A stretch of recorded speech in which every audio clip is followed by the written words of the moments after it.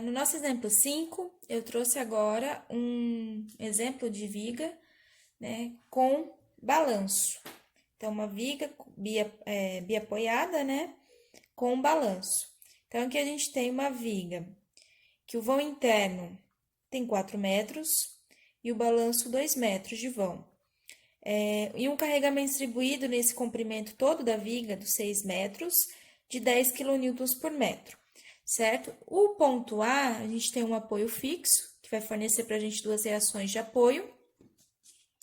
E no ponto B, a gente tem um apoio móvel, que vai fornecer para a gente apenas uma reação de apoio, que é a reação vertical.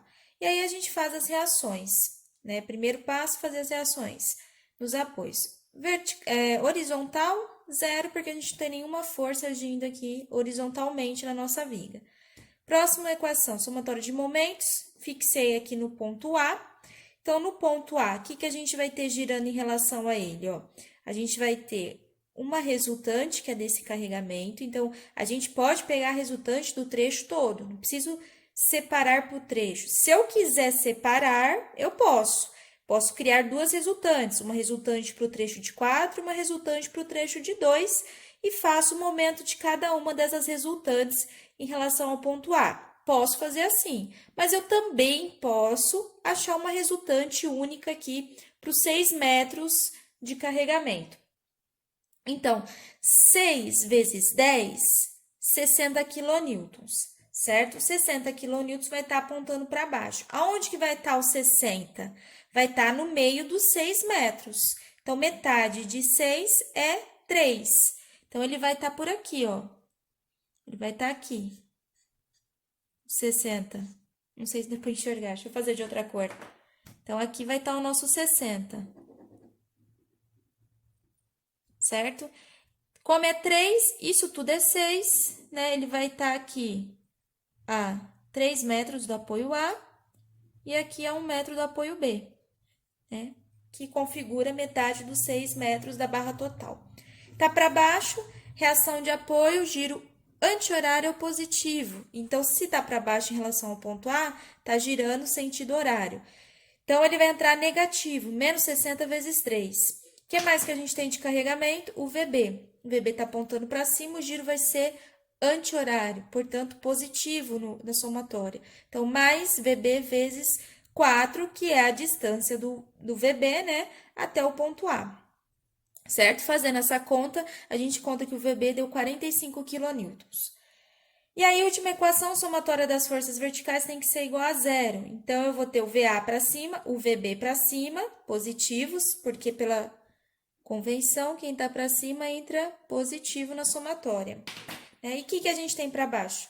Só a resultante do carregamento aqui de 6 metros, que é o 60, então menos 60.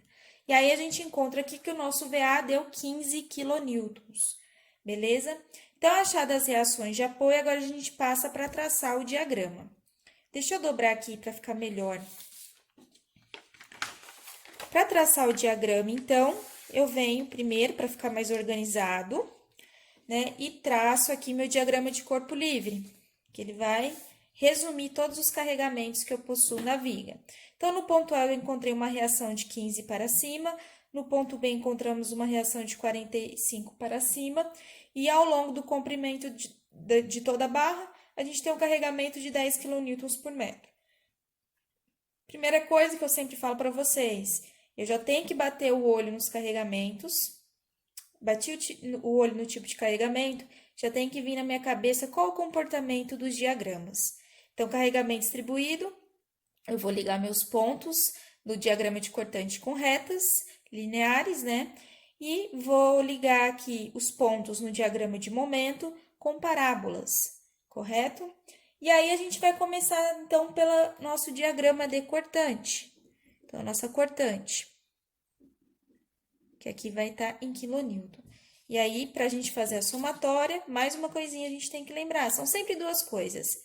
Convenção de sinais para fazer a somatória aqui dos diagramas e o comportamento dos diagramas de acordo com o carregamento que a gente possui.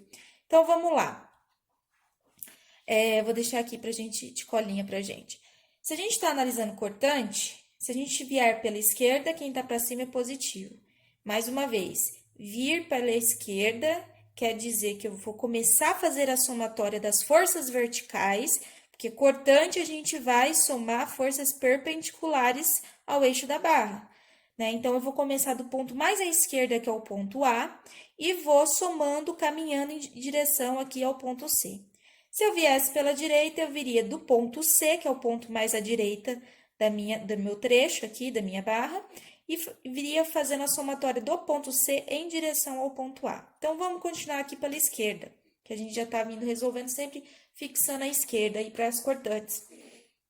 Então, se eu vier pela esquerda, eu vou vir pelo ponto A. Começando aqui no ponto A, o que eu tenho de força vertical? Os 15 kN da reação. Então, eu vou vir aqui no ponto A e vou começar com 15 positivo, porque o 15 tá para cima, ó. Estamos vindo pela esquerda. Então, eu desenho aqui mais 15. E aí, qual que é o nosso próximo ponto de parada? Ponto B, certo? Então, do ponto A até o ponto B, eu tenho um trecho de carregamento distribuído. Esse trecho tem 4 metros. Então, qual que vai ser a resultante total nesse caminho aqui?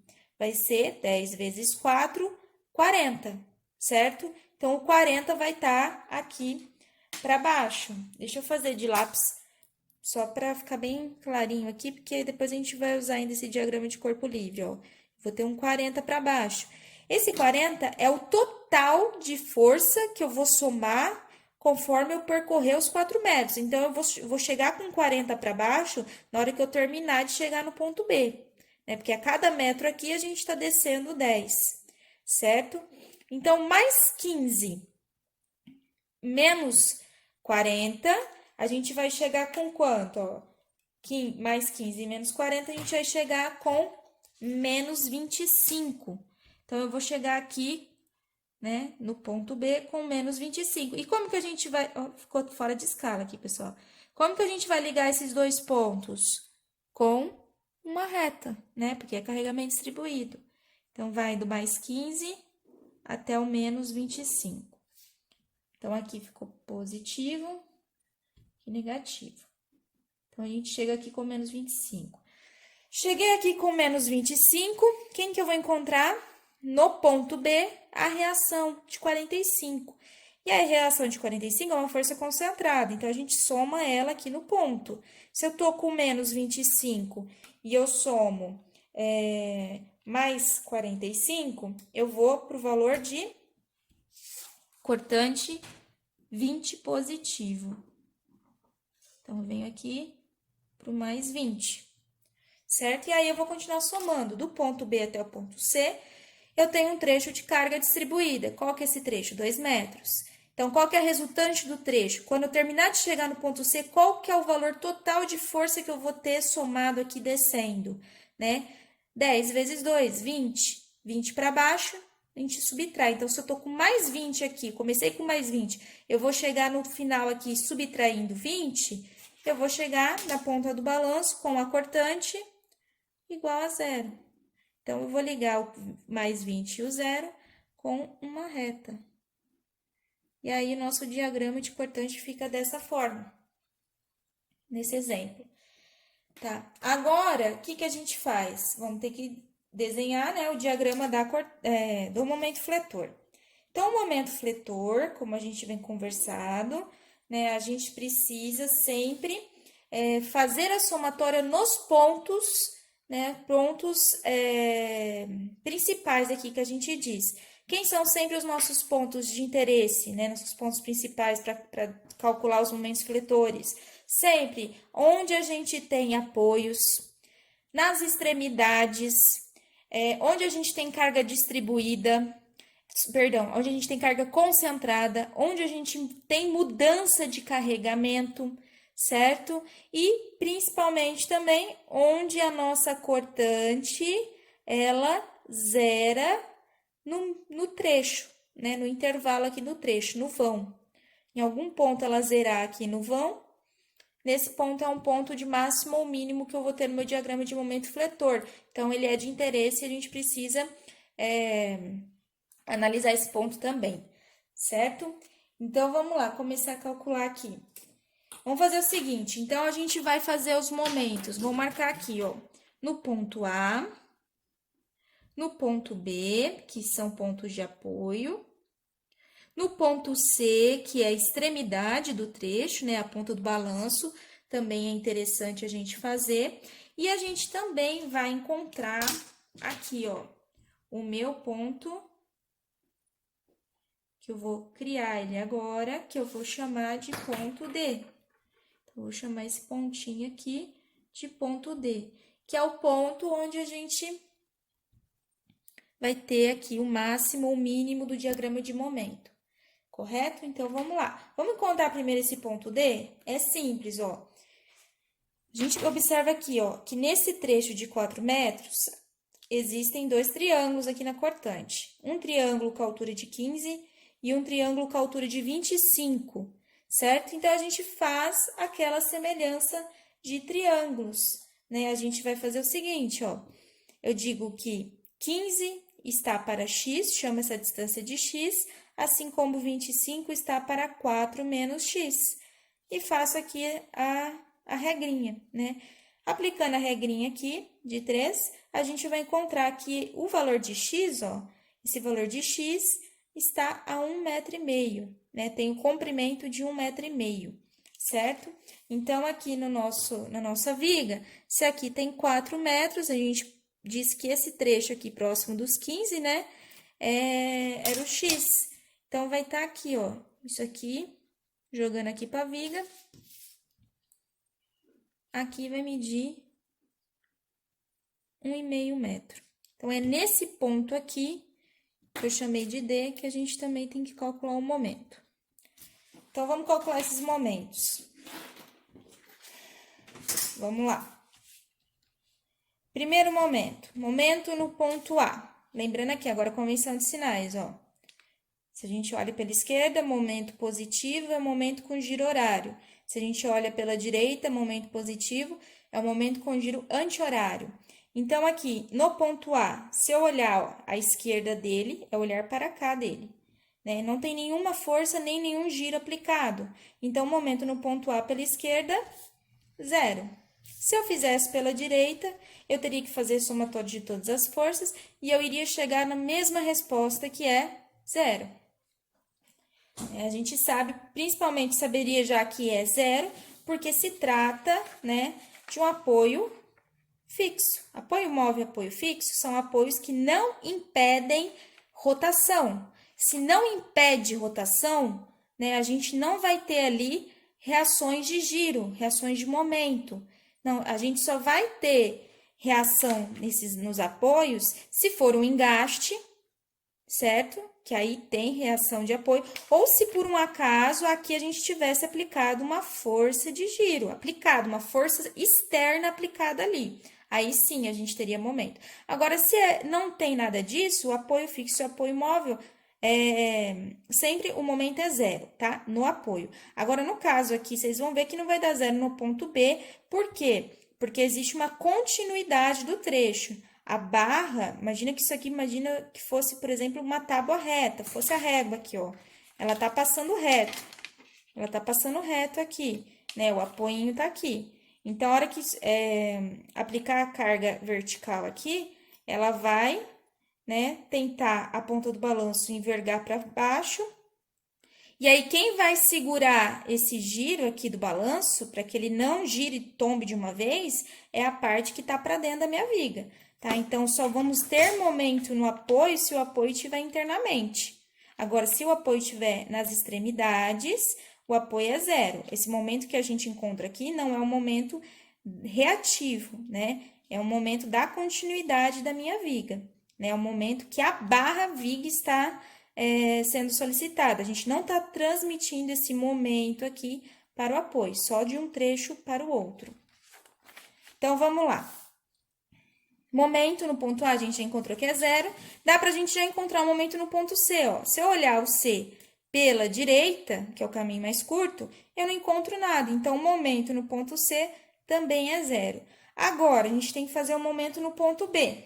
Então, a gente encontrou que A é 0 e C é 0.